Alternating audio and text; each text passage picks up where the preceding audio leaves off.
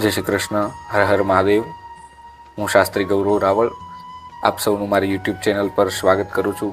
આવો જાણીએ કે શિવના પંચાક્ષર મંત્રનું મહત્વ શું છે અને એ પંચાક્ષર મંત્રના ભેદ કયા છે. ઓમ સહિત નમઃ શિવાય અને ઓમ રહિત નમઃ શિવાય, આ બંનેના જપ કોણ કરી શકે અને એનું ફળ શું છે. આ ઓમ નમઃ શિવાય જપવાનો વિધિ શું છે એ આપણે સૌ જાણીએ. શિવ મહાપુરાણ એમ કહે છે કે જ્યારે સૃષ્ટિની ઉત્પત્તિ થઈ એટલે ભગવાનના 5 મુખમાંથી ઓમકારની ઉત્પત્તિ થઈ અને એ ઓમકાર બાદ એમાંથી નમઃ શિવાય નામના પંચાક્ષર મંત્રની ઉત્પત્તિ થઈ. તો હવે આ જ પંચાક્ષર મંત્રની પ્રથમ દીક્ષા એ ભગવાન શિવ પોતે બ્રહ્માજી અને ભગવાન નારાયણને આપે છે. વિધિવત મંત્ર દીક્ષા આપે છે, જેનું શ્લોકનું પ્રમાણ હું રજૂ કરીશ.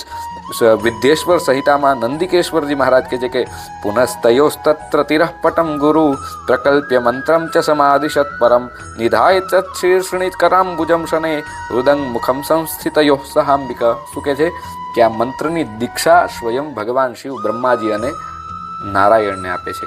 એનાથી આગળ કીધું છે કે આ મંત્ર હવે ઓમ રહિત અને ઓમ સહિત કોણ જપી શકે.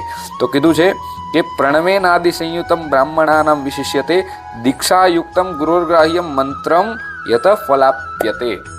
એટલે કે આ મંત્રને દીક્ષા વગર જપવો નહીં.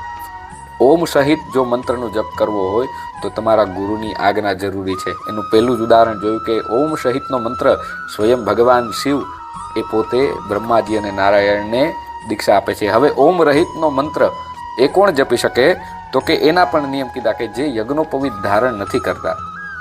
એમાં કીધું છે કે કોણ, તો કે દ્વિજાનામ ચ નમઃ પૂર્વ મન્યેષામ ચ નમોંતકમ સ્ત્રીણામ ચ કેચિત છિંદંતી નમોંતમ ચ યથાવિધિ. એટલે જે જનોઈ નથી ધારણ કરતા એ એવા દ્વિજેતરો એટલે દ્વિજો જે એવા જેને દીક્ષા નથી મળી એમને નમઃ શિવાય મંત્રનો ઉચ્ચારણ કરવાનું વિધાન છે.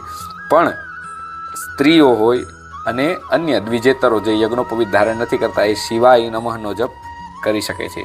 અહીંયા એનાથી પણ આગળ કીધું છે કે વિપ્રસ્ત્રીણામ નમઃ પૂર્વ મિચ્છંતિ કેચન પંચકોટી જપમ કૃત્વા સદા શિવમયો ભવેત. કે બ્રાહ્મણોની સ્ત્રી હોય એને પણ ઓમ સહિત નમઃ શિવાય જપ કરવાનો અધિકાર નથી. એમને શું, તો કે ઓમ રહિત ફક્ત નમઃ શિવાય મંત્રનો જપ કરવો જોઈએ. આવું શિવ મહાપુરાણમાં વિધાન કીધું છે. એમાં એના પણ કીધું છે કે કુંભ સ્નાન મંત્ર દીક્ષા માતૃકાન્યાસમેવ ચ બ્રાહ્મણ સત્યપૂતાત્મા ગુરુર જ્ઞાને વિશિષ્યતે. તો કે આમાં મંત્રની દીક્ષાનું મહત્વ જણાવ્યું છે આ શ્લોકમાં કે કોનું વધારે મહત્વ છે.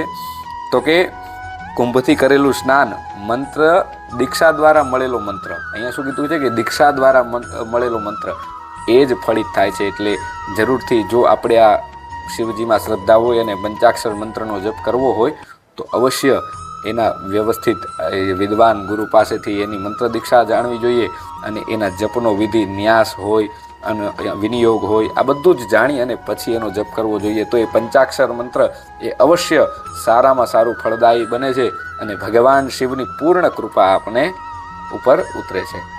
જય શ્રી કૃષ્ણ. હર હર મહાદેવ.